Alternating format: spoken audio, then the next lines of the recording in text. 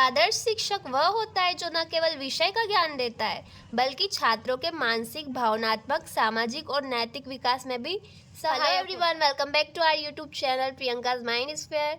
This is Priyanka Yadav and आज हम देखेंगे यूनिट 2 आपका बीएड सेकेंड सेमेस्टर का लर्निंग एंड टीचिंग यानी कि अधिगम एवं शिक्षण सब्जेक्ट है, उसका यूनिट 2 का चैप्टर 3 जिसका नाम है एक आदर्श शिक्षक एन आइडियल टीचर। तो एक आदर्श शिक्षक वह होता है जो न केवल विषय का ज्ञान देता है बल्कि छात्रों के मानसिक, भावनात्मक, सामाजिक और नैतिक विकास में भी सहायक होता है। देखिए, आजकल छात्र हो कि कोई भी पर्सन हो, पढ़े लिखे तो बहुत होते हैं, लेकिन हर कोई मानसिक रूप से मतलब मेंटल पीस हर किसी के पास नहीं होती, वो मानसिक रूप से डिस्टर्ब होता है, ठीक है। और वो अपना जो मतलब मानसिक स्थिति है उसके अकॉर्डिंग लोगों से बिहेव करता है, चिड़चिड़ा होता है।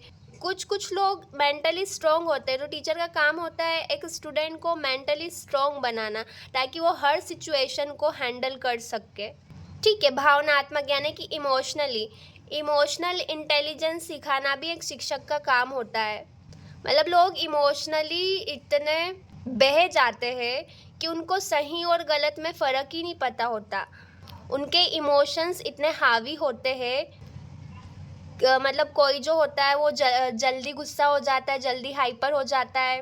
कोई अपने इमोशंस के कारण गलत व्यक्ति पे भरोसा कर लेता है और कोई अपने इमोशंस की वजह से, स्पेशली टीन एज में बच्चे बहुत ज़्यादा इमोशंस में होते हैं, वो अपने फ्रेंड्स की बात सुनते हैं।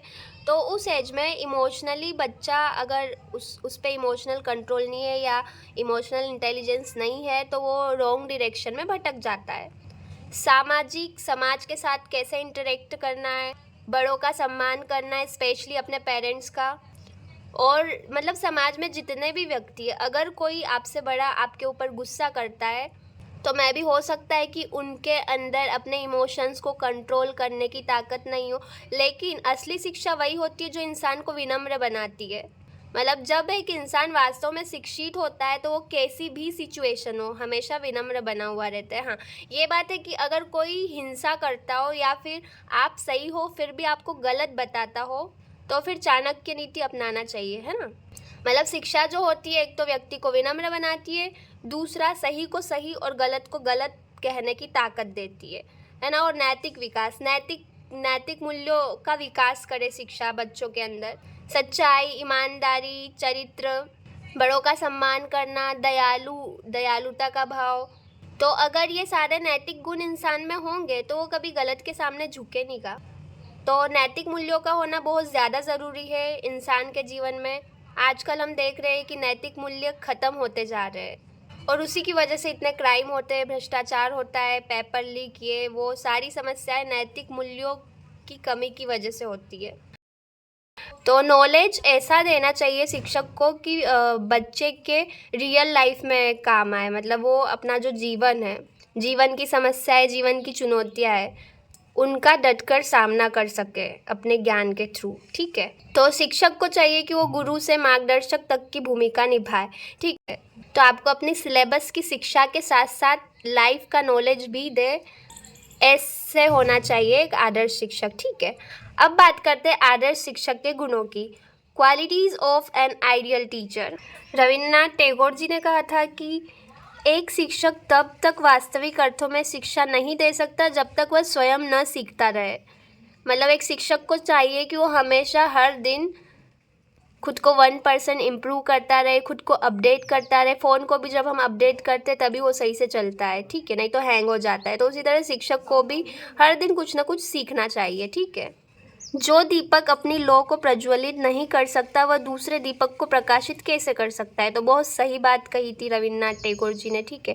एक आदर्श शिक्षक में निम्न गुण होते हैं और आपको मैं जिस टाइप से पॉइंट वाइज बता रही हूँ ना, एग्जाम में बिल्कुल वैसे ही लिखना है ताकि आपको फुल मार्क्स मिले, क्योंकि मैंने भी जिस टाइप से नोट्स बनाए एग्जाम में भी मैं वैसे ही आंसर्स लिखती थी और मुझे कभी ऐसा नहीं लगा कि मुझे कम नंबर मिले, हमेशा मेरी उम्मीद के अकॉर्डिंग ही मार्क्स मिले थे, ठीक है। तो पहला पॉइंट है ज्ञान का भंडार होता है, अपने विषय का गहरा ज्ञान रखता है। मतलब एक आदर्श शिक्षक जो है वो ज्ञान का भंडार होता है, उसको अपने विषय का बहुत डीपली नॉलेज होता है, ठीक है। मतलब अभी ऐसा है कि मैथ का टीचर जो है वो वर्ग 2 के बच्चों को साइंस पढ़ा रहा है, तो ये गलत बात है। जिस टीचर ने साइंस में ग्रेजुएशन किया हो, पोस्ट ग्रेजुएशन किया हो, उसी को साइंस के बच्चों को पढ़ाना चाहिए, क्योंकि उसी को डीप नॉलेज होता है। हो सकता है मैथ के टीचर को भी हो, बट मुझे नहीं लगता कि साइंस के टीचर इतना मैथ के टीचर को साइंस का नॉलेज होगा। ठीक है, सेकंड पॉइंट है सदैव सीखता रहता है। ये रखता है को क्रॉस कर देना, ठीक है। सदैव सीखता रहता है, नया ज्ञान अर्जित करने की इच्छा रखता है। मतलब वो टीचर को हमेशा कुछ ना कुछ सीखना होता है, मतलब किसी भी सिचुएशन से, उसके साथ जो लाइफ में घटनाएं होती है उससे, किसी मेंटर से, किसी गाइड से, किसी दूसरे टीचर से, वो हमेशा कुछ ना कुछ सीखता रहता है, इवन बच्चों से भी। ठीक है, तीसरा पॉइंट है शिक्षा को उद्देश्यपूर्ण बनाता है, विद्यार्थियों को जीवन उपयोगी शिक्षा देता है। मतलब जैसा कि हमने कहा कि मानसिक, भावनात्मक, सामाजिक, तो ये सारे अगर इन पिलर्स को आप स्ट्रॉन्ग कर लोगे तो आपको कहीं ना कहीं आपके जीवन में ये सारी चीज़ें काम आएगी, ताकि आप जीवन में आने वाली हर सिचुएशन को आसानी से हैंडल कर सको। ठीक है, क्योंकि आज की डेट में हम देखते हैं कि लोगों के पास किताबी बुकिश नॉलेज बहुत है, लेकिन मानसिक तौर पे और इमोशनली, संवेगात्मक तौर पे वो बहुत ही कमज़ोर है। मतलब वो उनकी मेंटल एबिलिटी, इमोशनल एबिलिटी दिन पे दिन गिरती जा रही है। फोर्थ पॉइंट है अनुशासन प्रिय होते हैं, स्वयं भी अनुशासन में रहता है और छात्रों में भी अनुशासन का पालन करवाता है। मतलब जो शिक्षक होता है वो खुद भी डिसिप्लिन में रहता है। डिसिप्लिन में रहने से मतलब प्रॉपर ड्रेसअप होना चाहिए, टाइम मैनेजमेंट स्किल होना चाहिए। ठीक है, टाइम पे खाना, टाइम पे सोना, मतलब जो भी डिसिप्लिन है लाइफ में होना चाहिए। ठीक है, तो स्वयं भी अनुशासन में रहता है और छात्रों में भी अनुशासन पालन करवाता है। फिफ्थ पॉइंट है एक आदर्श टीचर का सहनशील और धैर्यवान होता है, हर प्रकार के विद्यार्थी को समझने का धैर्य रखता है।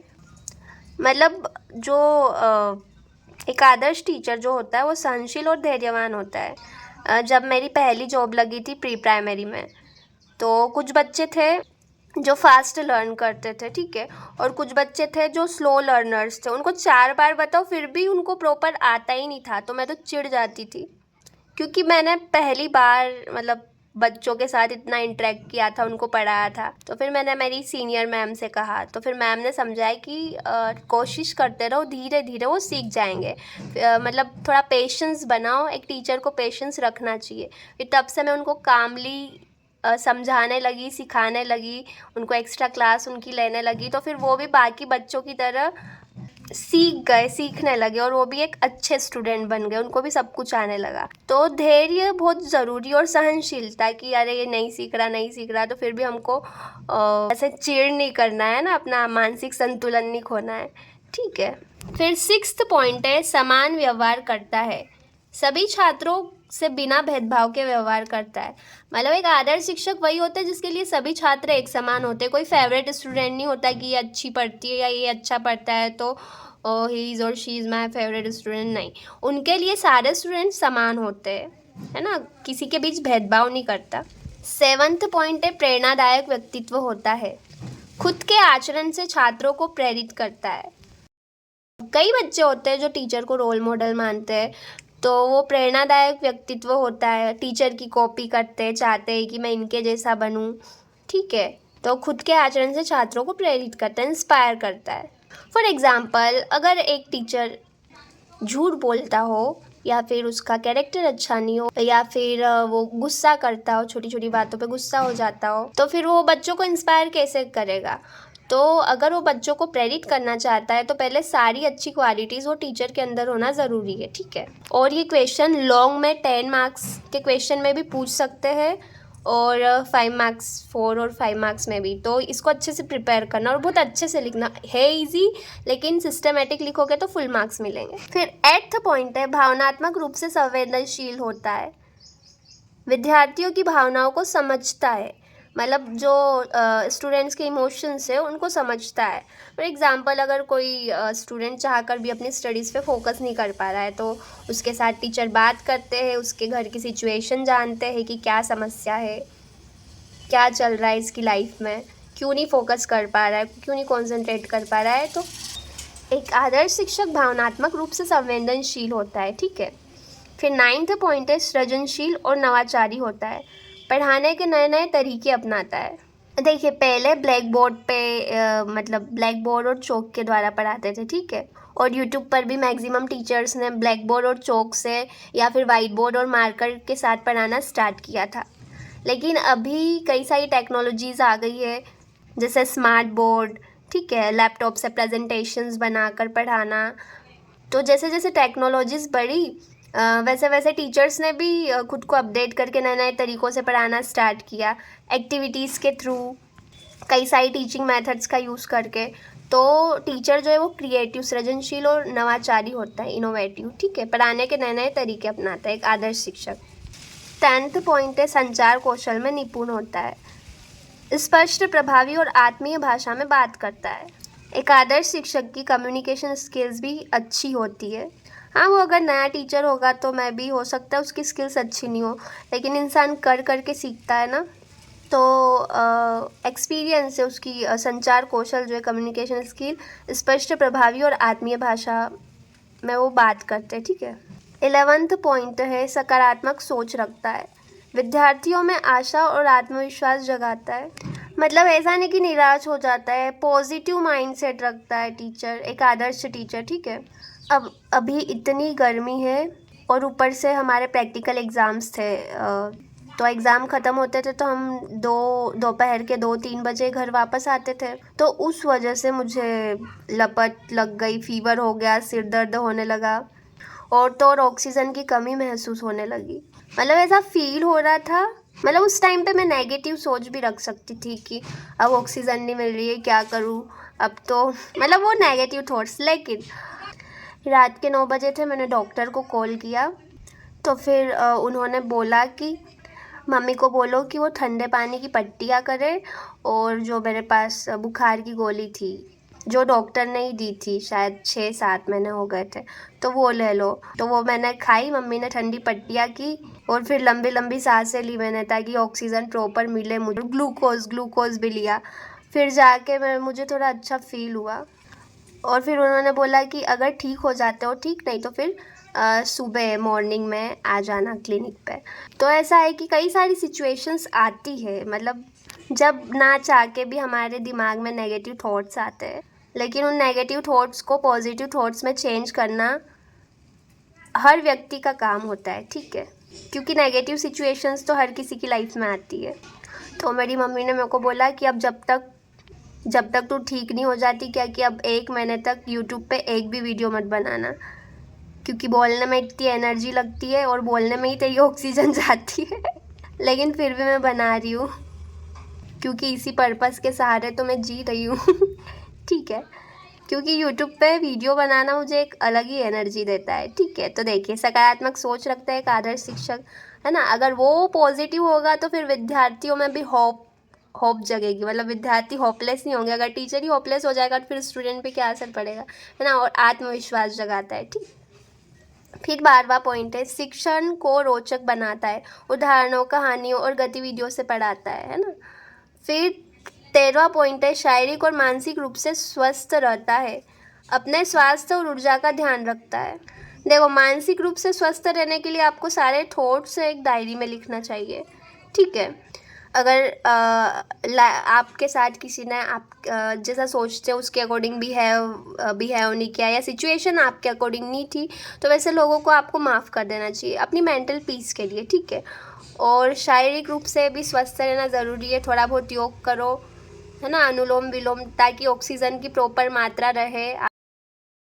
लेकिन आपका काम है अपने आप को शारीरिक और मानसिक रूप से स्वस्थ बनाना, ठीक है। अब शारीरिक रूप से जैसे कि हम घर में ग्लूकोज रखते हैं, ठीक है, पुदीना हरा रखते हैं, बुखार की गोली रखते, सिर दर्द की गोली रखते, क्योंकि वैसे तो हम रेगुलर मेडिसिन नहीं खाते, बट कब 6 महीने 1 साल में ज़रूरत पड़ जाए कुछ कह नहीं सकते। डेटोल रखते हैं, डिटोल, है ना। तो ये सारी कुछ चीज़ें आपके पास होना चाहिए, क्योंकि हमको नहीं पता समय का, ठीक है।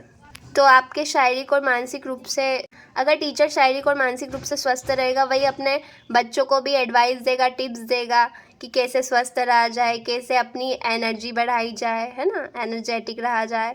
ठीक है। 14 पॉइंट है, कर्तव्यनिष्ठ और ईमानदार होता है, समय पर उपस्थित रहता है और पढ़ाई में कोई लापरवाही नहीं करता।